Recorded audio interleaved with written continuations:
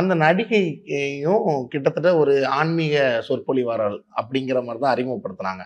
அப்படிங்கிறப்ப அவங்களுக்கு தெரியாதா அந்த மாதிரி நம்ம இன்னொருத்தங்களோட ஹஸ்பண்டோட நம்ம தொடர்புல இருக்கோம் அப்படிங்கிறது? அதையும் மீறி அவங்க செயல்படுறது கொஞ்சம் சரி, நான் ஒரு விஷயம் சொல்லவா? முதல்ல வந்து இல்ல, இவங்களுக்கு செய்வன பிரச்சனை இருக்குதுன்னு கன்ஃபார்ம் பண்ணியிருக்காங்க.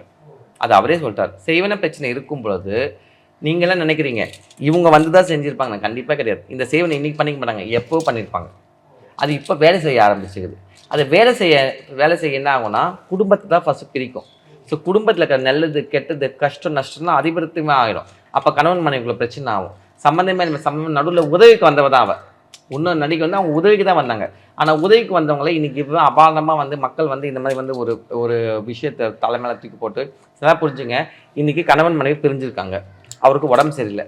தண்ணி நீங்கள் எடுத்து போய் கொடுக்க முடியுமா?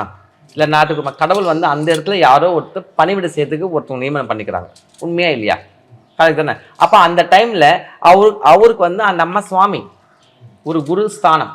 அது மனைவியாக இருந்தாலும் கூட, காதலில் இருந்தாலும், நண்பராக இருந்தால் கூட, பக்கத்து வீட்டுக்காரங்களாக இருந்தாலும் சரி, எதிர் வீட்டுக்காரங்களும் சரி, ஒருத்தர் நம்ம உடம்பு சரியில்லாப்ப படுக்கும் பொழுது நம்மளை கை பிடிச்சி தாங்கி நிற்கிறவங்க தெய்வத்துக்கு சமானம். கரெக்ட் தானே?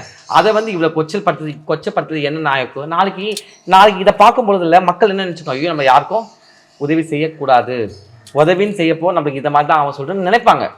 அப்போ நம்ம இந்த சமுதாயத்துக்கு என்ன கற்றுக் கொடுக்குறோம் சொல்லுங்கள்? இதெல்லாம் ரொம்ப தவறு. கண்டிப்பாக இது வந்து ரொம்ப கண்டிக்கத்தக்கது. புரியுதா? செய்வனையோட வீரியம் இருக்கிறதால இந்த மாதிரி பிரச்சனை இருக்குது. அதனால தான் அவர் கூட வந்து எந்த ஒரு நபரையும் பக்கத்தில் சேர்க்க விட மாட்டேது, எல்லாத்தையும் கட் பண்ணி விடுது.